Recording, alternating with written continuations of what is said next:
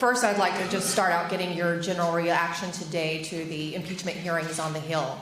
Do you feel that Democrats made their case, and how did you feel about the Republican performance? Are you talking about the witch hunt? Is that what you mean? Is that what you're talking about? I hear it's a joke. I haven't watched for 1 minute because I've been with the president, which is much more important as far as I'm concerned. This is a sham and shouldn't be allowed. It was a situation that was caused by people that shouldn't have allowed it to happen. I want to find out who is the whistleblower. And because the whistleblower gave a lot of very incorrect information, including my call with the president of Ukraine, which was a perfect call and highly appropriate. And he wrote something that was much different than the fact.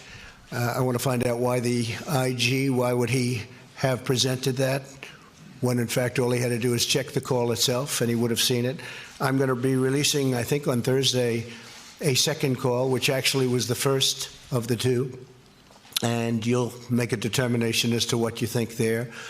But I've heard just a report. They said it's all third-hand information, nothing direct at all. It can't be direct because I never said it. And all they have to do is look very, very simply at the transcript. If you read the transcript, this was analyzed by great lawyers. This was analyzed by Greg Jarrett. It was analyzed by Mark Levin. It was analyzed by everybody. They said this statement that I made, the whole call that I made with the president of Ukraine, was a perfect one. So that this country gets put through that we have to waste this gentleman's time by even thinking about it, talking about it. I'd much rather focus on peace in the Middle East. Hey, NBC News viewers, thanks for checking out our YouTube channel. Subscribe by clicking on that button down here and click on any of the videos over here to watch the latest interviews, show highlights, and digital exclusives. Thanks for watching.